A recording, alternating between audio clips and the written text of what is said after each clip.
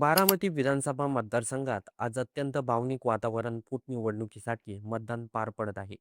दिवंगत उपमुख्यमंत्री अजित पवार यांच्या निधनानंतर ही पोटनिवडणूक होत असून संपूर्ण राज्याचं लक्ष बारामतीकडे लागलं आहे. कारण ही केवळ एक पोटनिवडणूक नाही, तर पवार कुटुंबाच्या राजकारणातील पुढचा अध्याय काय असणार याचा निर्णय ठरवणारी निवडणूक मानली जात आहे.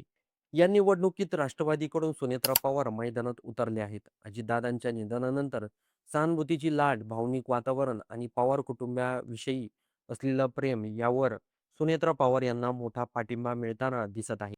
याच पार्श्वभूमीवर मतदानाचा हक्क बजावल्यानंतर राष्ट्रवादी शरदचंद्र पवार पक्षाचे आमदार रोहित पवार यांनी केलेल्या वक्तव्यामुळे राजकीय चर्चेला नवं वळण मिळालं आहे. रोहित पवार यांनी स्पष्टपणे सांगितलं की बारामतीत आम्ही भावनिक दृष्टिकोनातून निर्णय घेत सुनेत्रा पवार यांचा प्रचार केला. कारण अजितदादांविषयी आमच्या मनात आदर आहे, कुटुंबीय नातेसंबंध आहेत. मात्र राजकारणाच्या पातळीवर आमचे पक्ष वेगळे आहेत. आज आम्ही एकत्र आलो असलो तरी भविष्यातील राजकीय लढाई वेगळी असू शकते. त्यामुळे 2029च्या विधानसभा निवडणुकीत पुन्हा एकदा पवार विरुद्ध पवार अशी थेट लढत होण्याची शक्यता नाकारता येत नाही. रोहित पवार यांच्या या विधानामुळे बारामतीत भविष्यात नेमकं काय होणार याची चर्चा सुरू झाली आहे. कारण याआधीही लोकसभा आणि विधानसभा निवडणुकीमध्ये पवार विरुद्ध पवार अशी लढाई महाराष्ट्राने पाहिली आहे. अजितदादा असताना कुटुंबियात राजकीय मतभेद होते, पण त्या महत्व असं होतं की सर्वांना एकत्र आणण्याची ताकद त्यांच्यात होती. आता त्यांच्या अनुपस्थितीत हे मतभेद अधिक वाढणार का असा प्रश्न उपस्थित होत आहे. याच वेळी रोहित पवार यांनी एक महत्वाचं विधान केलं की कुटुंब एकत्र यावं ही जनतेची इच्छा आहे आणि शेवटच्या काळात अजितदादांचीही तीच इच्छा होती. मात्र वास्तवात आमचा पक्ष विरोधात आहे आणि त्यांचा पक्ष सत्तेत आहे. सत्तेतून बाहेर पडणं हे कोणत्याही आमदारासाठी आणि कार्यकर्त्यांसाठी सोपं नसतं. त्यामुळे विलिनीकरण किंवा पुन्हा एकत्र येणं हे राजकीयदृष्ट्या कठीण आहे. दरम्यान 2029च्या विधानसभा निवडणुकीत बारामतीतून जय पवार उमेदवार असतील अशी चर्चा राजकीय वर्तुळात रंगू लागली आहे. याबाबत विचारलं असता रोहित पवार यांनी थेट नाव घेत सांगितलं की जय पवार जर उमेदवार असतील तर आमच्याकडून योगेंद्र पवार यांनीही संधी दिली जाऊ शकते.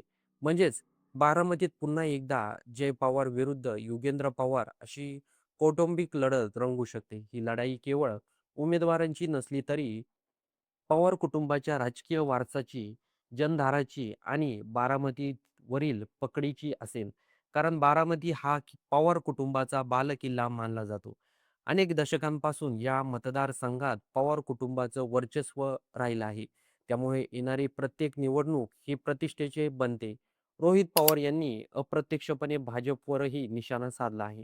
ते म्हणाले, की काही राज्यकर्त्यांची इच्छा आहे, की पवार कुटुंब एकत्र येऊ नये. कारण पवार कुटुंबाने जनतेची सेवा करून उभा केलेलं वलय संपवावं अशी काहींची मानसिकता आहे. जर पवार कुटुंब एकत्र आलं तर राज्यात पुन्हा मोठं राजकीय समीकरण बदलू शकतं अशी भीती काहींना वाटत आहे. याच दरम्यान रोहित पवार यांनी अजितदादांबद्दल एक मोठा दावा केला आहे. ते म्हणाले, की अजितदादा असताना पक्षाचं विलिनीकरण झालं असतं, तर 2029 मध्ये अजितदादांचं महाराष्ट्राचे मुख्यमंत्री झाले असते. हे वक्तव्य अत्यंत महत्त्वाचं मानलं जात आहे. कारण यामुळे अजितदादांचं संघटन कौशल्य, जनाधार आणि राज्यातील प्रभाव किती मोठा होता हे अधोरेखित होतं. मतदानाबाबत बोलताना रोहित पवार यांनी बारामतीकरांना भावनिक आव्हान केलं आहे. अजितदादांवर प्रेम करणाऱ्या प्रत्येकाने घराबाहेर पडून मतदान करावं. अनेकांचे मतदान केंद्र बदलले असले तरी कार्यकर्त्यांची मदत घेऊन मतदान करा. लांबच्या बूथवर नाव असलं तरी मतदानाचा हक्क बजावा, असं त्यांनी आवाहन केलं आहे. आता बघूया 2029 मध्ये जय पवार उभे राहतात आणि त्यांच्या विरोधात योगेंद्र पवार लढतात का? हे देखील बघणं गरजेचं ठरणार आहे. त्याचबरोबर या संपूर्ण राजकीय प्रकरणाबद्दल आपलं काही मत असेल तर ते कमेंट बॉक्समध्ये नक्की नोंदवा. त्याचबरोबर बारामती पोटनिवडणुकीमध्ये सुनेत्रा पवार निवडून येतील का? हे देखील कमेंट बॉक्समध्ये सांगायला विसरू नका आणि व्हिडिओ आवडला असेल तर सर्वात आधी चॅनलला सबस्क्राईब देखील नक्की करून जा.